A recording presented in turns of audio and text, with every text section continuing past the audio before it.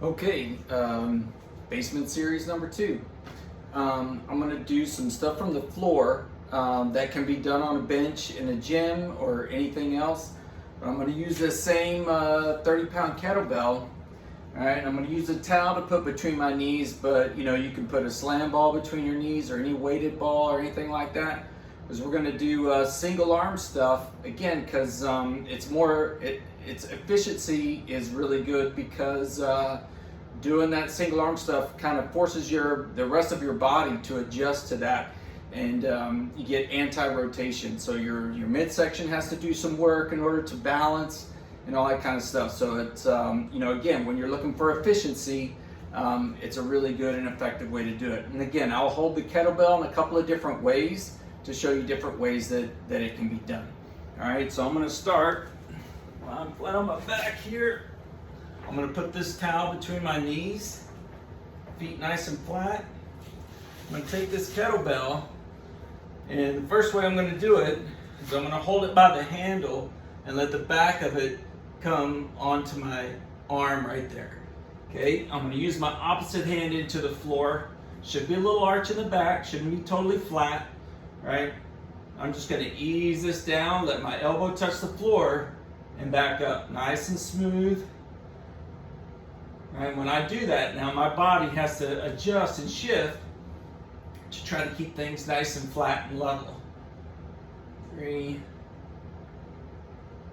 4,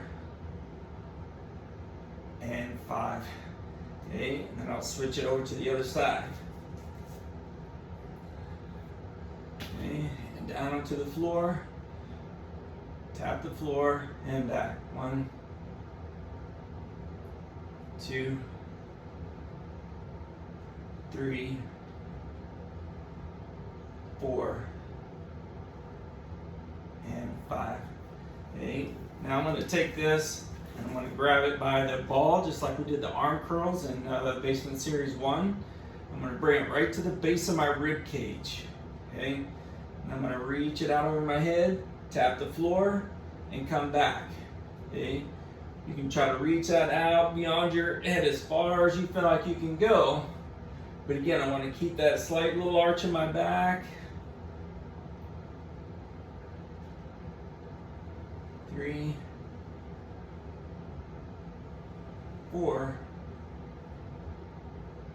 and 5. Now I'm going to reach it back. I'm just going to set it on the ground. And then I'm going to turn around and get on all fours. And I'm going to do a row.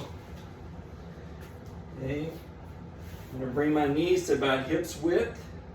I'm going to put my elbow right at my knee and then just straighten my arms. So now I'm in the right place, right? Hands are right underneath my shoulders. Get my kettlebell. Okay, and I'm going to put it right at my knee there. Okay. I'm just going to pull it straight up right into my hip. Right, I'm going to keep my shoulder from shrugging up like that. I'm going to keep it down and back, just like on the very first basics. Right, I'm going to do 5. 1, 2, 3, 4, 5. And then switch it over to the other side. Okay. 1, 2, 3, 4, 5. Okay. Now I'm going to come upright. I'm going to swing a foot out in front. I'm going to take my kettlebell. You can do it with or without. I'm going to do just a little split squat here, right, for 5 reps. 1, 2, 3, 4, 5. I go down to the ground. I'm going to switch things around. Okay. 1, 2. Whoa, losing my balance there. 3, 4, and then ease it down. Okay, and then I'm going to go back to the press. This time I'm going to hold the kettlebell a little bit differently. All right, it's going to make it a little bit more difficult because there's more balance involved. and I can't really grab it. I have to rest it into the palm of my hand. So I'm going to start by holding it by the ball. I'm going to bring it down to the one side, elbow on the ground, and then I'm going to just balance it in my hand and then go up from there. 1, 2, 3, 4. And then I'm going to come across, take it over to the other side. 1, 2, 3, 4, 5. Okay, and then back to the center. 1, 2,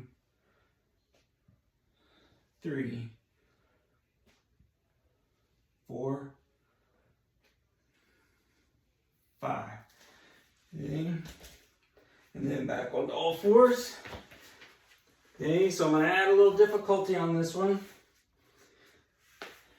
Back to my spot. Okay. So this time when I do it, when I'm doing my row, I'm gonna lift my left leg up into that donkey kick and do the row. 1, 2, 3, 4, 5. And then switch it over to the other side.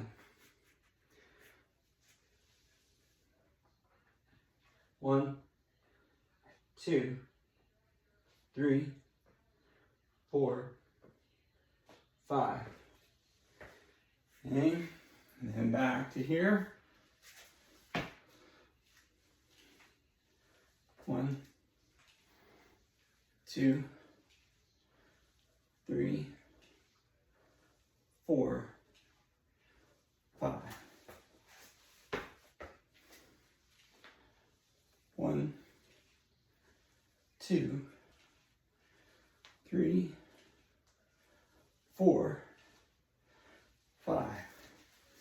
And now I'm going to add a little thing in here. So if you want to get a little more range of motion, but you don't have a bench, I'm going to use this foam roller. I'm going to lie lengthwise on the foam roller. And that's going to add a little more balance to it and allow me to do a little bit more range of motion. Okay. So I'm going to get way down on here. Line it lengthwise there. I'm still going to use the towel. That's going to force even more balance. And then when I take this kettlebell,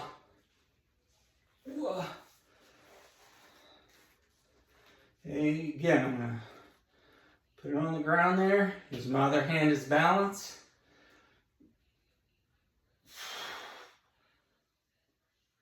One, 2, 3, 4,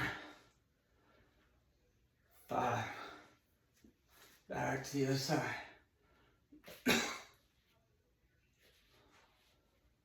1, 2, 3, 4, 5. And I'm going to come back to the overheads here. I get a little more reach with the lift. 1, 2, 3, 4, 5. Okay. And then I'm going to go back to the row. Okay, so I'm going to add another little aspect to the row. Move that.